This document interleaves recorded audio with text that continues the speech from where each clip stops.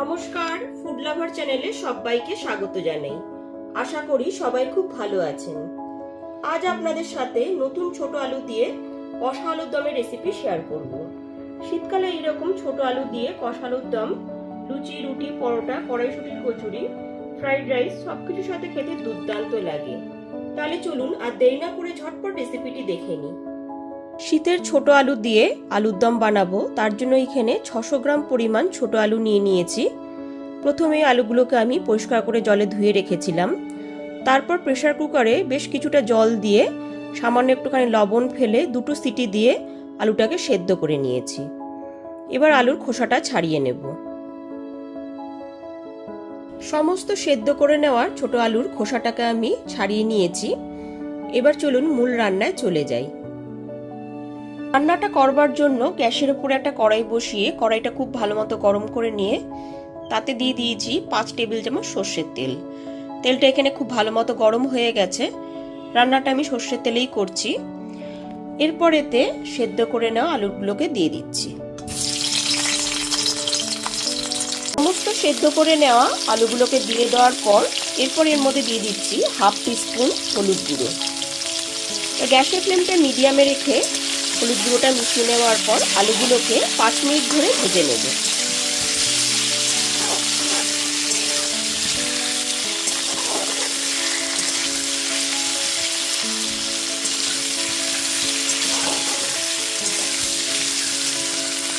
গ্যাসের ফ্লেমটা মিডিয়ামে রেখে 5 মিনিট ধরে আলুগুলোকে ভেজে নিয়েছি।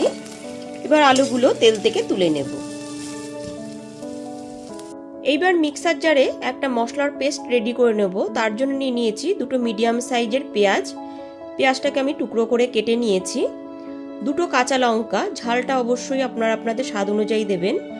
1 ইঞ্চ আদা, আদাটাকেও আমি এরকম টুকরো করে কেটে নিয়েছি।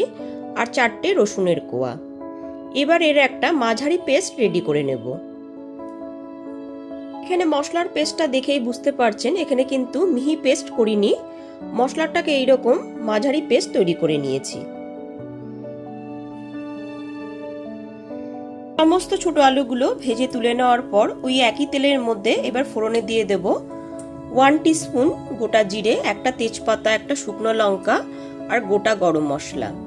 এখানে আছে 3টে দারচিনির টুকরো, 3টে লবঙ্গ আর 3টে এলাচ। এবার গ্যাসের ফ্লেমটা লোতে রেখে ফোড়নটাকে হালকা করে ভেজে নিতে হবে।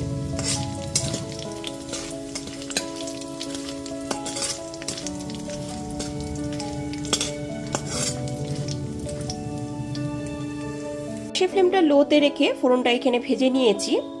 এরপর এতে মশলার পেস্টটা দিয়ে দিচ্ছি। গ্যাসের ফ্লেমটা মিডিয়ামে রেখে যতক্ষণ না পর্যন্ত পেঁয়াজ, আদা, রসুনের কাঁচা গন্ধটা চলে যায় ঠিক ততক্ষণ পর্যন্ত মশলাটাকে খুব ভালো মতো কষিয়ে নেব।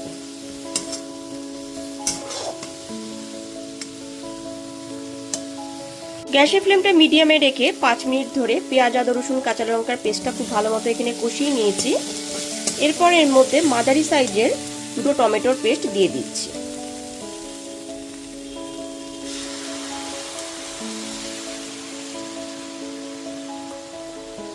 মাঝারি সাইজের 2টো টমেটো পেস্ট দিয়ে দেওয়ার পর টমেটোটা খুব ভালো মতো কষিয়ে নিতে হবে।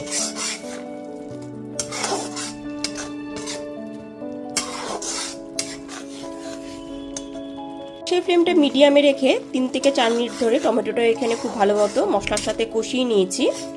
এরপর এর মধ্যে গুঁড়ো মশলাগুলো অ্যাড করে দেবো। দিয়ে দিচ্ছি 1/2 টিস্পুন হলুদ গুঁড়ো। খুব সুন্দর একটা কালার আনার জন্য দিয়ে দিচ্ছি 1 টিস্পুন কাশ্মীরি লঙ্কার গুঁড়ো, 1 টিস্পুন জিরের গুঁড়ো, 1 টিস্পুন ধনের গুঁড়ো আর স্বাদ মতো লবণ। এবার সামান্য একটুখানি জল দিয়ে মশলাটাকে খুব ভালো মতো কষিয়ে নেব। গ্যাসের ফ্লেমটা লো টু মিডিয়ামে রেখে যতক্ষণ না পর্যন্ত মশলাটা থেকে তেল ছেড়ে আসছে ঠিক ততক্ষণ পর্যন্ত মশলাটাকে খুব ভালো মতো কষিয়ে নিতে হবে।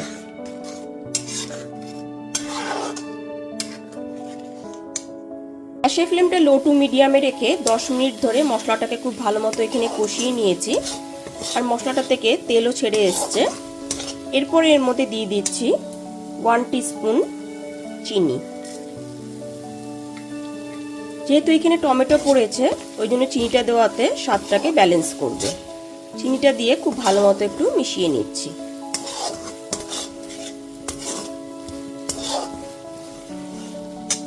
চিনিটা দিয়ে খুব ভালো মতো মিশিয়ে নেওয়ার পর এর মধ্যে দিয়ে দিচ্ছি হাফ বাটি পরিমাণ মটরশুঁটি।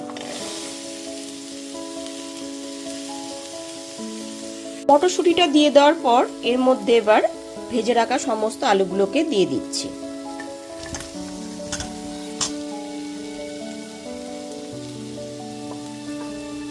ভেজে রাখা আলুগুলো সমস্ত দিয়ে দেওয়ার পর মশলার সাথে খুব ভালো মতো মিশিয়ে নিয়েছি। এবার গ্যাসের ফ্লেমটা লো টু মিডিয়ামে রেখে 5 মিনিট ধরে আলুটাকে কষিয়ে নেব।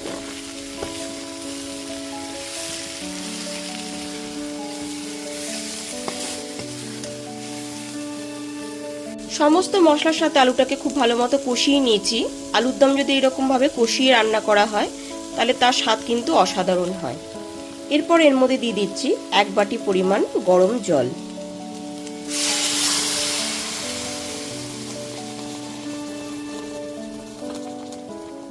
এখানে আমি 1 বাটি পরিমাণ গরম জল দিয়ে দিয়েছি। রান্নায় গরম জল ব্যবহার করলে পরে স্বাদটা কিন্তু খুবই ভালো আসে। আপনারা আপনাদের পরিমাণ অনুযায়ী জলটা দিয়ে দেবেন। এরপর এর মধ্যে দিয়ে দিচ্ছি স্বাদ মতো লবণ। লবণটা দিয়েও খুব ভালো মতো মিশিয়ে নেব। এরপর গ্যাসের ফ্লেমটা লোতে রেখে 10 মিনিট ধরে রান্না করে নেব। এতে আলুটাও ভালো মতো সুসেদ্ধ হয়ে যাবে। ঠিক 10 মিনিট পরে ঢাকনাটা খুলে দেখে নিচ্ছি।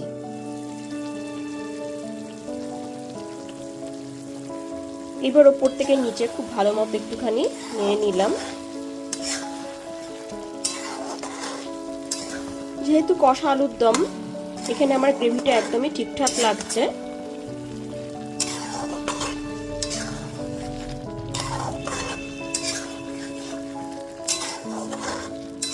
এর থেকে গ্রেভিটা আমি আর শুকনো করব না।